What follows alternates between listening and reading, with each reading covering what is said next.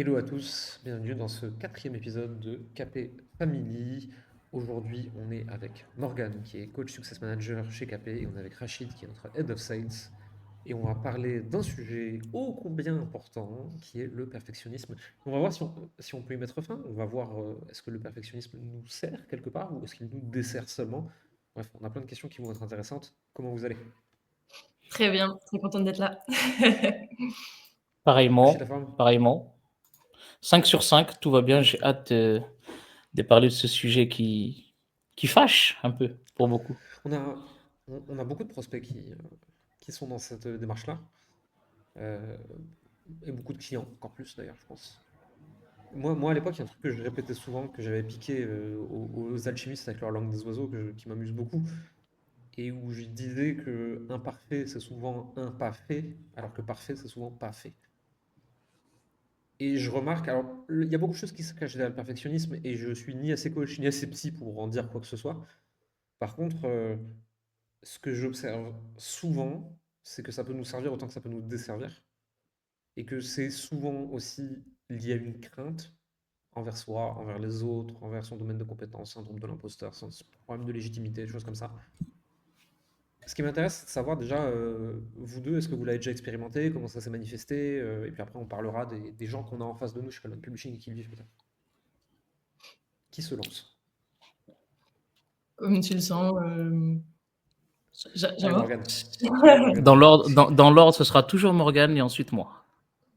Très bien. Comme ça, au moins, tu es sûr qu'après Jérémy, Morgane, c'est toi et ensuite j'enchaîne. Let's go. Comme ça, t'as le temps de méditer quand c'est des questions compliquées. Ouais, clairement, je pense que avant d'accompagner les clients sur le perfectionnisme, je l'ai beaucoup traversé, et puis il faut encore que je me surveille parfois. Mais ouais, pour moi, c'est un peu des mauvais réflexes scolaires notamment, où on nous a fait croire que faire des erreurs c'était un problème, alors que pas du tout. Donc voilà, ce serait mon point de départ. C'est c'est terrible ça, et c'est très vrai en France, je connais peut-être pas assez bien les systèmes scolaires internationaux, où même dans des matières dissertatives, il y a une bonne et une mauvaise réponse. Il n'a aucun sens. Tu peux pas avoir une bonne réponse en philosophie, tu vois. Enfin, à part si tu cites le mauvais auteur, quoi. Mais enfin, en mathématiques, je comprends à la rigueur. Et donc, on nous apprend depuis le début qu'il y a des bonnes et des mauvaises réponses et qu'il n'y a rien entre les deux. Et Mm. forcément, en fait, on dit à l'élève, si tu as la bonne réponse, tu es gentil. Si tu as la mauvaise réponse, tu es mauvais. Et les gens, ils arrivent en entrepreneuriat et ils me disent, mais Jérémy, du coup, combien je fais de postes bleus et combien je fais de postes jaunes? Qu'est-ce que j'en sais, moi? Mais c'est toi l'entrepreneur à succès qui sait tout. Ah, j'en ai aucune idée, moi. Essaye, puis tu verras bien ce qui se passe, quoi. Enfin, et les gens sont toujours surpris quand ils me posent des questions très scolaires et que je leur réponds aucune idée. Je sais pas du tout. Il va falloir que tu essayes et que tu regardes ce qui se passe. Mais je pense que perfectionnisme et entrepreneuriat, ça va pas ensemble en fait. J'ai l'impression que ça va pas du tout ensemble parce que l'entrepreneuriat, c'est de faire beaucoup de testing, c'est de se jeter sans bouée. C'est vraiment l'inconnu en fait. Et l'inconnu nécessite le fait de lâcher prise et le fait de privilégier les actions à la réflexion. Et je pars toujours du principe qu'en fait, dans nos têtes, on a tous deux personnes. On a un architecte qui est toujours là pour faire des plans. Il fait des plans, il déchire sa feuille, il la jette à la poubelle, il reprend un plan, il redéchire, il le jette à la poubelle. Et en fait, c'est une histoire sans fin. Et à côté, en fait, on a toujours un artisan qui est assis sur un banc et qui est toujours en train de là, croiser les bras et regarder l'architecte faire les plans. Et en fait, dans nos têtes, on est égoïste à ne pas dire en fait à cet artisan, hey, c'est bon, j'ai une première ébauche, là, j'ai un premier plan, vas-y, lève-toi, mets les mains dans le cambouis, fonce. On est égoïste avec l'artisan, on est égoïste avec les actions parce que c'est la facilité en fait. Le confort, c'est la réflexion. T'as cette citation que j'aime beaucoup, les humains font des plans et Dieu rigole. Ouais. Et je pense que le perfectionnisme, c'est un peu ça. C'est tu veux rester un peu trop sur les plans, en pensant que la carte est le territoire et que ça va se passer exactement comme ça. Ça va se jamais comme tu as prévu. Et tu peux pas le savoir tant que t'as pas expérimenté sur le terrain, en fait. Ouais. Oui, c'est probablement un peu à l'image aussi de notre environnement, où on valorise beaucoup l'intellect, on valorise beaucoup les professions qui vont être de l'ordre du mental, et l'artisanat va être considéré comme un sous-métier. Mm. Or, voilà, faut mettre les mains dans le cambouis dans l'entrepreneuriat, il n'y a pas le choix. C'est un. C'est Vas-y, Non, je vas-y. vais rajouter un truc, Rachid. Il y a souvent un sujet, en fait, où, de par l'école, de par notre culture, on pense qu'il y a oui ou non. Tu vois, ça marche pas. Alors qu'en fait, il y a une infinité de nuances, et en fait, ça marche ou ça marche pas n'existe pas. C'est à quel point ça marche, à quel point ça ne marche pas. Qu'est-ce que j'ai fait de différent pour que ça marche? Qu'est-ce que j'ai fait pour que ça ne marche pas? Et en fait, c'est un spectre, c'est pas une réponse. Et à partir du moment où tu comprends la nuance de ce spectre, bah, en fait, c'est plus le perfectionnisme, puisque de toute façon, tu peux pas avoir raison, tu peux pas faire bien. Tu peux faire mieux, mais tu peux pas faire bien. Et si tu peux que faire mieux ou moins bien, alors, plus de problème, quoi. Moi, je me souviens très bien, il y a 2 ans et demi, quand j'ai commencé à partager du contenu, et je te disais, Jérémy, euh, je fais des fautes d'orthographe. Tu m'as regardé, tu me dis, on s'en fout. Jérémy, je suis nul en français. On s'en fout. Ça se voit que Euh, t'es pas prof de français. tu maîtrises ton sujet, tu maîtrises la vente, créer du contenu. Ouais, les fautes, on s'en fout. Mais je suis nul, on s'en fout. Et du coup, en fait, j'ai pris une claque ce jour-là. Je me suis dit, mais attends, il a raison. Je m'en fous. Et je commençais en fait à créer du contenu. Et j'ai commencé à balancer des phrases au début. Et en fait, tellement je suis quelqu'un qui fait des fautes d'orthographe. Moi, j'en fais moins maintenant parce qu'avec une extension, l'IA et tout, je fais attention. Mais à l'époque, je mettais PS, la police de l'orthographe prenait rendez-vous avec ma secrétaire. Dans mes premiers posts, je mettais ça juste pour emmerder les gens. Comme ça, je sais que je fais des fautes, mais ne me cassez pas la tête sur ça. Et en fait, je sais qu'aujourd'hui, avec recul, si j'aurais été attaché à cette perfection, bah, j'aurais jamais créé de contenu, j'aurais jamais fait de Reels, j'aurais peut-être pas osé dire certaines choses. Et aujourd'hui, quand j'ai des prospects au téléphone qui me disent, euh, bah, en fait, mes vidéos, je passe une journée dessus pour poster, ou une personne qui me dit, pour faire un post LinkedIn, je mets une journée, je regarde, je me dis pourquoi? Il me dit parce que je veux que ce soit bien fait. Oui, mais pourquoi? Bah, pour que je ne me fasse pas critiquer. Ah, donc en fait, perfectionnisme égale anticritique. Donc on associe en fait certaines choses à certaines notions qui n'ont pas lieu d'être en fait. Pourquoi tu passes énormément de temps pour ne pas être critiqué. Et j'en reviens à une phrase que tu me disais, si tu te lèves le matin et qu'avant midi on t'a pas insulté, c'est que tu t'as pas assez fort et que tu fais pas assez bien ton travail. Donc autant sortir de cette réflexion, aller dans la création de contenu, aller dans oser faire des choses, et si on te critique, c'est une bonne chose en fait. Comment ça se manifeste chez les clients, chez Capri, Morgane? Bah, c'est un petit peu ce que vient de décrire Rachid, hein. C'est mettre du temps inutilement sur plein de tâches qui semblent être tellement importantes. C'est tarder à faire le post, c'est tarder à faire la demande de E, c'est tarder en fait. Et je pense que n'importe quel entrepreneur, le premier conseil qu'il dirait, c'est fais plus vite, quoi. Essaye plus vite, teste plus vite, recommence plus vite. Tarde pas à réfléchir à ce qui va être bon. Ça va être nul au début en fait. Et d'accepter ça en fait. Dépêche-toi de faire les trucs nuls pour arriver aux trucs bien. Hmm. Et, Je pense qu'il y a une mauvaise compréhension aussi de l'input-output et de l'incrément. C'est-à-dire que si tu peux faire un truc qui est 70% bien en une minute, mais que passer à 80% te prend une semaine, peut-être que ça vaut pas le coup. Peut-être que 70% c'est suffisant. Et d'ailleurs, ça tombe bien parce qu'en faisant 100 à 70%, tu arriveras à 90 sans faire exprès. Et les gens, ils veulent passer trop de temps sur des trucs qui n'ont pas de sens. Mais c'est oui, pareil c'est pareil pour la délégation, tu vois. Euh, Quelqu'un qui fait 70% comme je voudrais, ça reste toujours 100% de travail en moins pour moi. mm. Oui, c'est ça. Et puis même 100 postes à 70%, ben, ça fait quand même des ventes, alors que 3 postes à 100%, ça fait pas de vente. Et donc, c'est aussi ça qu'il faut avoir en tête. Ça dépend de où on se place, en fait. Euh, la vidéo parfaite sur YouTube, si tu as une stratégie tu veux être youtubeur, tu vois, ouais, là, ouais. Parce que l'algorithme YouTube est foutu de telle sorte que si c'est la meilleure vidéo de la Terre, elle va faire 100 millions de vues, alors que la vidéo 80%, elle aura peut-être fait qu'1 million. Et là, ça change une trajectoire et un destin. Mais pour des gens qui veulent vendre du consulting et qui sont sur Facebook, LinkedIn, Instagram, etc., bah en fait, c'est pas vrai. Tu vois, c'est le meilleur post Facebook, LinkedIn ou Instagram de la Terre par rapport à celui qui est 70% acceptable. L'incrément en termes de ce que ça va te rapporter en plus par rapport au temps que tu y as passé, il n'est pas là. Et en fait, je pense que les gens, ils choisissent mal leur combat, tu vois. Euh, et surtout, ils comprennent pas d'où ils acquièrent l'information. Euh, Qu'est-ce qui fait que tu fais la meilleure offre de la Terre en parlant aux gens? Pas parce que tu passes plus de temps à chercher tout seul dans ton coin. Qu'est-ce qui fait que tu fais du meilleur contenu? Parce que tu en fais plus, tu regardes les réactions des gens et tu vois ce qui se passe. Qu'est-ce qui fait que tu es meilleur en vente? Tu as passé plus de calls, tu les as analysés.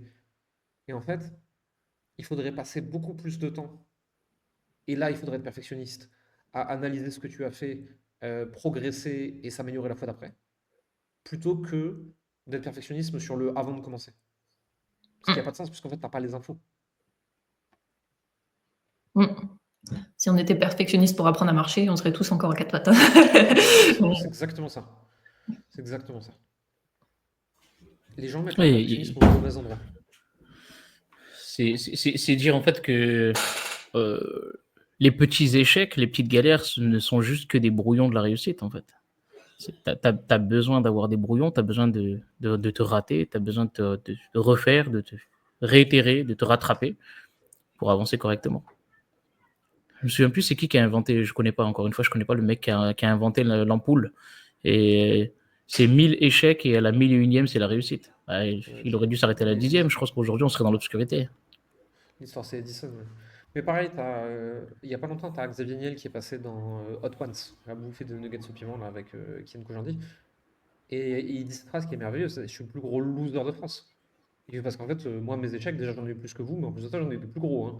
Et il t'explique qu'il a foiré le rachat de telle chaîne télé, qu'il a foiré telle obtention d'audience de radio, de machin, de trucs. Et lui, il s'est pris des bouillons à 1 milliard. Hein. Et toi, ton poste que personne n'a vu, à côté, bon, ça va. Hein. Euh, tu sais, il y en a beaucoup aussi, ils me disent qu'ils sont perfectionnistes sur leur logo. Ça fait combien de temps que tu essaies de créer ton logo? Ça fait 3 semaines. Ok. À quoi il te sert? Bah, c'est mon branding. Bah non, en fait. C'est pas ça ton personal branding. Ton personal branding, c'est pas le logo, c'est ta stratégie de contenu, c'est qu'est-ce que vont dire de toi les gens lorsque tu ne seras pas là. Si tu n'es pas là, les gens vont pas dire ah c'est son logo. Ça veut rien dire. Donc en fait, il y a aussi cette partie perfectionnisme, mais sur des choses. Euh, je sais pas si ça va se dire, si ça se dit ce mot inessentiel. C'est pas essentiel du tout, tu vois. Il y a le perfectionnisme sur des choses qui effectivement peuvent servir comme la création de contenu, mais il y a quelque chose qui est encore pire, c'est quand tu es perfectionniste sur des choses inutiles. Qu'est-ce que. Les gens qui sont dans cette situation, Morgane, qu'est-ce que tu leur dis? Je suis en train d'essayer de rattraper l'idée que m'a fait. Oui, m'a évoqué Rachid entre-temps. Mais comment je les accompagne là-dessus? Ouais, qu'est-ce que tu leur dis de manière générale? Parce que pour des personnes là, qui nous écoutent, tu vois, que ce soit des personnes qui sont chez KP, des personnes qui sont prospects, des personnes qui sont dans l'audience, des personnes qui nous regardent, qui nous aiment bien, qui nous connaissent, ils se disent, putain, moi, le sujet du perfectionnisme, ça me touche. Mmh. Qu'est-ce que tu peux leur dire, tu vois, que toi, tu dis en interne aux clients, par exemple, et qui pourrait les aider? Ben, il y a une phrase que j'aime bien, parmi celles, effectivement que j'ai un peu en stock, c'est, «Comment tu peux faire ce que tu aimes tout en rendant service aux autres?»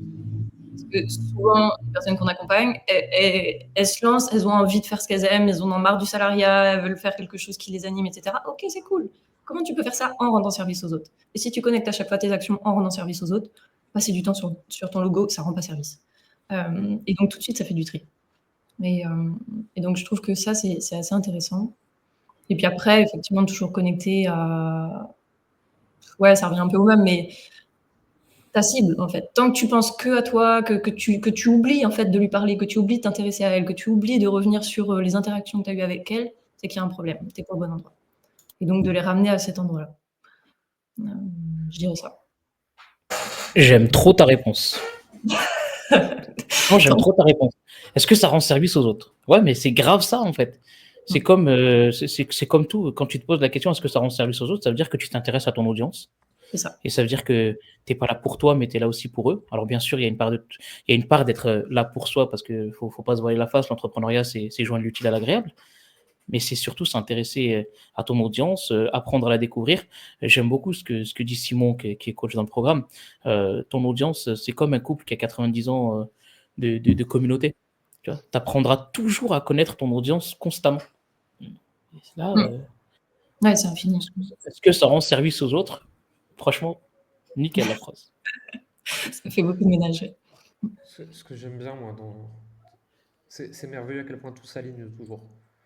Euh, Si tu veux gagner plus d'argent, il faut un meilleur produit. Si tu veux savoir quelles actions faire, il faut se concentrer sur ton client. Pour que ton entreprise elle dure, il faut trouver un alignement entre les gens, le marché, l'offre, toi. Et en fait, à chaque fois, les trucs, les plus égoïstes dans ta demande nécessitent les plus altruistes pour aboutir.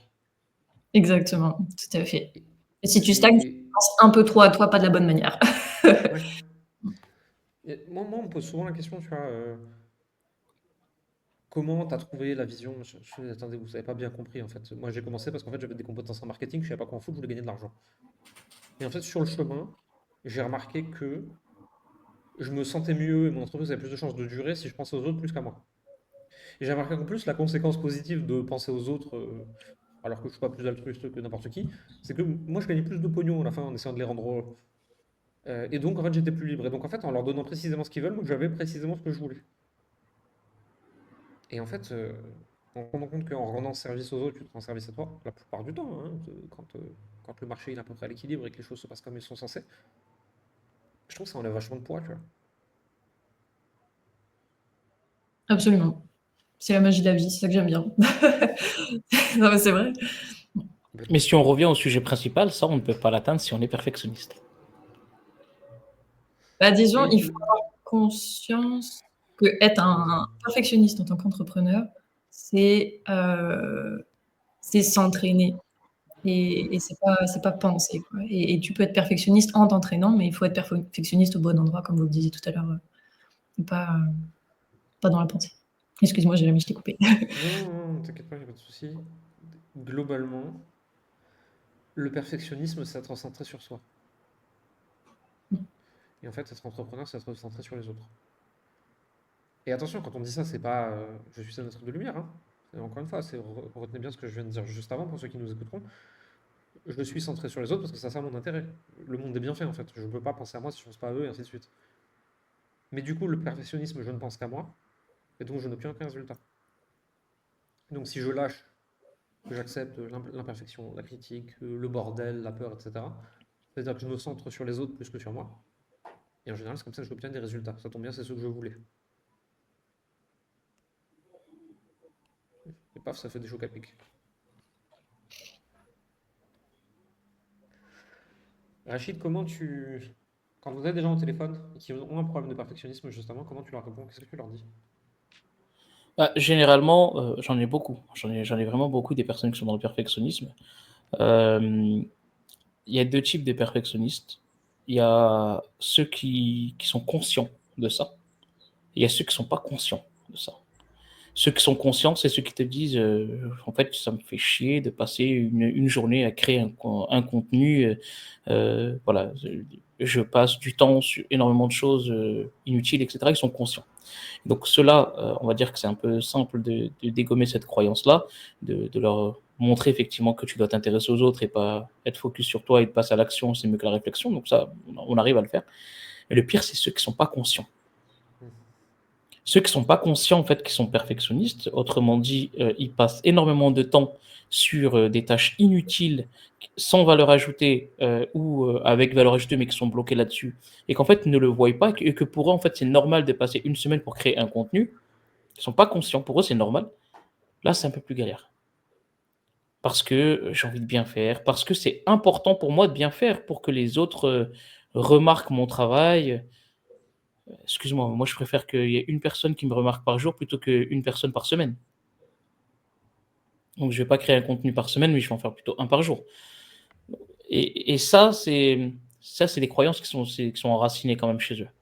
Parce qu'ils ont toujours l'habitude de prendre le temps pour faire les choses, d'analyser les choses. C'est ancré, donc là, c'est un process follow-up qui va se déclencher sur quelques semaines, quelques mois, pour envoyer des contenus, pour envoyer des témoignages, des exemples, des cas pratiques. Ça va prendre du temps, c'est normal. Morgane, j'aimerais bien ton avis sur un truc. On va avoir certaines personnes qui vont arriver sur ce sujet de perfectionnisme et qui vont dire ouais mais moi en fait essayer de faire extrêmement bien, essayer de faire parfait, prendre énormément de temps, c'est dans mes valeurs hautes. Qu'est-ce que tu réponds dans ces cas-là? Parce que là on est en plein sur à moitié de la dépo, à moitié du Di Martini, avec en fait c'est dans mes valeurs hautes. Oui, peut-être pas, peut-être que ça cache autre chose. Ouais. Et on est sur des sujets qui sont complexes, mais j'aimerais bien ton avis là-dessus. Spontanément, ça me donnerait envie de partir sur le côté des peurs, c'est-à-dire que Perfectionnisme, en fait, c'est un grand mot dans lequel il y a beaucoup d'idées. Et pour moi, d'un point de vue, si on part plus sur du De Martini, il y a plutôt un enjeu de quoi tu as peur, en fait, si tu l'es pas. Effectivement, on parlait de est-ce que tu as peur d'être critiqué, est-ce que tu as peur d'être rejeté, est-ce que tu as peur de... Peu importe. Mais de creuser un peu plus, parce que le cerveau aussi est associé le perfectionnisme comme quelque chose de bien, c'est que il a payé à un moment donné le fait de pas le faire. Et donc l'idée à ce moment-là pour moi, c'est d'aller identifier en fait quand est-ce que tu l'as payé et qu'est-ce que tu peux te raconter de nouveau à propos de ça. Et dépolariser l'expérience négative passée. C'est ça. Il y a aussi un truc, moi j'ai du mal à voir le perfectionnisme comme une valeur, tu vois. Pour moi, le perfectionnisme peut être une valeur haute, tu vois. Vouloir que les choses soient bien faites, et avec tout ce qu'on met derrière bien fait, ça pourrait, tu vois, à la rigueur. Je peux l'entendre, je peux le comprendre, j'arrive à le visualiser, tu vois, mais pour moi, le perfectionnisme, c'est pas une valeur, c'est un problème, tu vois. Moi. C'est comme si tu disais, moi pour moi l'égoïsme c'est une valeur haute. Tu vois. Non, non. Penser à toi d'abord est une valeur haute, ça j'entends. Tu vois. L'égoïsme, on est déjà sur une connotation négative en fait, et je vois pas en quoi la connotation négative peut être une valeur. Et le perfectionnisme c'est la même chose. Et donc peut-être que quelqu'un qui dirait le perfectionnisme c'est dans mes valeurs hautes, c'est peut-être faire les choses bien, c'est dans ses valeurs hautes, mais si on allait regarder ce que ça veut dire faire les choses bien. Tu vois. Oui, et puis après, surtout, si on parle de valeur haute, à ce moment-là, il faudrait savoir, il y a des choses que tu as envie de faire bien, qu'est-ce que c'est? Parce que des fois, typiquement, si ça peut être sur la dimension esthétique ou des choses comme ça, effectivement, si c'est vraiment dans les valeurs de la personne, le beau, et que c'est vraiment un truc qui la nourrit, enfin, je dis là, réflexe, ça va être une nana, mais ça peut être intéressant de se dire, ok, ça te nourrit, c'est quelque chose d'important pour toi, ça fait partie des valeurs qui te donne de l'énergie, mais comment on le canalise pour que ce soit pas un truc qui en fait devienne un boulet pour ton entreprise, sinon ça n'a pas de sens. Bien sûr. Et donc voilà, mais le perfectionnisme en tant que tel, c'est pas. On n'est jamais perfectionniste. Enfin, moi, tu me dis, sois perfectionniste en football, même autant perfectionniste que je suis, je serai jamais perfectionniste en foot. Donc, on est perfectionniste là où ça a de l'importance pour soi. Oui, bien sûr, 100% d'accord. Rachid, tu voulais rebondir? Bah, moi, je dirais, Morgane, si tu viens à l'OM, tu seras perfectionniste en football. Oui, je veux qu'un t-shirt. Non, mais on a réveillé les footix, et voilà.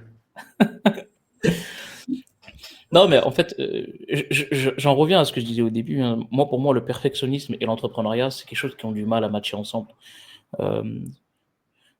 Aujourd'hui, si tu es perfectionniste en tant qu'entrepreneur, ça peut être problématique. Je te pose la question à toi, hein, Jérémy, qui est entrepreneur depuis plus de 15 ans. Est-ce que tu es perfectionniste sur quelque chose de précis qui est utile? Non, mais alors, professionnellement, enfin, tu travailles avec moi depuis longtemps, perfectionniste sur rien. Moi, je Et veux tu des réponses vite. Et tu l'as été avant ou tu l'as jamais été? Non, je l'ai jamais été. Ok. En fait, à partir du moment où j'ai 70 à 80% de l'information, je considère que je sais, j'en ai plus rien à foutre du truc. Donc déjà, Ok. enfin, même petit, et c'est pour ça que je suis moyen bon dans énormément de choses, mais j'ai mis 36 ans avant de trouver une vraie zone d'expertise, parce que vu que j'atteins le moyen bon très vite, l'effort incrémental pour passer le niveau de-dessus, pour moi, est extrêmement difficile. Euh, et en business, je veux la réponse, en fait. Je m'en fous du chemin. Je veux la réponse. Si je veux tester un truc, je veux savoir s'il marche. Le moyen le plus rapide de savoir s'il marche, c'est d'en faire une version pétée. Et en fait, si la version pétée, elle touche quelque chose, je vais réunir des gens qui sont meilleurs que moi dans le détail et on va en faire une version extraordinaire, tu vois. Mais moi, je dois chercher des réponses très très vite. Et pour ça, l'extraordinaire, ça n'existe plus. Et après, je cherche des gens qui sont des experts métiers, qui eux, non pas vont faire du perfectionnisme, mais vont faire de l'extrêmement bien sur un domaine très précis, parce qu'ils ont dédié leur vie à ce domaine très précis, à rien d'autre. Et là, ça a du sens. Mais moi, en tant qu'entrepreneur, le parfait ne me sert à rien. Au contraire, il me freine. J'adore. Et j'ai pas le temps d'être parfait. Et puis en fait, après, je suis devenu parent, donc parfait, de toute façon, c'est parti en couille. Donc, quand tu essaies d'élever un humain, la perfection, tu lâches prise. Hein. Oui, pas le choix, c'est un entraînement. Ouais. Ça- Mais Mais pourtant, en fait, comment t'expliques que des parents continuent d'être perfectionnistes? Parce qu'il y en a plein dans le programme qui sont parents et perfectionnistes. Mais, ouais, je pense que mais c'est le j'ai sens. l'impression que le perfectionnisme accentue le syndrome d'imposteur aussi. Parce que plus tu es perfectionniste et moins tu avances, et moins tu avances, et plus tu commences à te retrouver dans tes peurs, tes craintes, tes doutes, et le syndrome d'imposteur commence à clignoter encore une fois. Tu le nourris. Donc, est-ce que le perfectionnisme aujourd'hui nourrit ce syndrome d'imposteur? Je pense que oui. J'ai vu un truc il y a pas longtemps que j'ai adoré. T'as Oussama Amar qui s'est associé avec une personne qui s'appelle Alison Tarta, je crois que c'est son famille, je suis pas sûr. Désolé si je l'écorche. Et qui sont en train de lancer un programme sur le reprenariat au féminin. Et j'adore parce qu'il le build in public, il montre tout, les coulisses, etc. Et en fait, elle est arrivée à le faire. En fait, moi je viens de l'IMO, le reprenariat, j'y comprends rien. Je n'y connais rien. Et en fait, en cherchant les profs, en enregistrant les modules, c'est elle qui apprend. Et si à la fin de son processus de création de formation, elle arrive à le faire, c'est que la formation est bonne, sinon il faut refaire une boucle, etc. Le niveau d'acceptation de l'imperfection, c'est-à-dire que j'arrive dans un truc où il n'y a que des mecs, ils ont tous 55 ans, ils sont tous dans des tableaux Excel où personne ne pompe rien. Et moi, je vais arriver avec un truc 100% féminin, alors que moi-même, j'y connais rien au début, et je vais le faire devant tout le monde. J'ai aucune idée si ça marchera ou pas, ce truc. Je lui souhaite, en tout cas. Mais putain, le message est beau, tu vois. On a besoin de 5% de l'information pour passer à l'action. Ça, j'aimerais que plus de gens entendent, en fait. Et le reste, on le trouve en chemin. Mm. C'est trop cool. Morgane, qu'est-ce que tu dirais comme mot de la fin pour des personnes qui nous écoutent et qui, justement, sont bloquées dans le perfectionnisme? Quand tu parles de perfectionnisme, c'est une manière de cacher des peurs. Identifie-les, traverse-les. Ouais, mais c'est un écran de fumée derrière des choses que tu n'as pas envie de regarder en face et le succès derrière. Donc, voilà. Top. Rachid? Moi, je vais reprendre juste les mots de Morgane. C'est de la triche. Je vais juste reprendre ça. C'est quand tu es dans le perfectionnisme, c'est que tu refuses de t'intéresser aux autres, en fait, et que tu penses beaucoup plus à toi. Le perfectionnisme, c'est souvent un besoin de contrôle. Il faut voir qu'est-ce que vous ne contrôlez pas. Vous essayez de vous rassurer avec ce truc-là. Et peut-être que vous êtes en train de vous rassurer sur le mauvais truc. Parce que vous avez choisi le seul truc sur lequel, de toute façon, vous n'aurez jamais aucun contrôle. Parce que de toute façon, l'entrepreneuriat, ça a à voir avec l'autre. Et si ça a à voir avec l'autre, je ne contrôlerai de toute façon jamais rien. Et je vous assure à tous ceux qui nous écoutent, ça fait maintenant un bout de temps que j'entreprends. J'ai plus aucune certitude sur rien. C'est-à-dire que des gens qui auraient dû nous aduler nous ont détestés. Des gens qui auraient dû nous détester nous ont adulés. La myriade de gens entre les deux. Des trucs où j'étais sûr que ça allait marcher se sont plantés. Des trucs où j'étais sûr qu'ils allaient se planter vont marcher. La myriade entre les deux. Et ça, c'est vrai pour tous les domaines de mon entreprise. Et avec un peu de recul, tous les domaines de ma vie. De toute façon, on n'en sait rien. Autant essayer des trucs. All good. All good. Je dirais rien de plus intelligent aujourd'hui. Jérémy. Merci à tous de nous avoir écoutés et à la semaine prochaine. Super. Super, au plaisir, à bientôt. Ciao.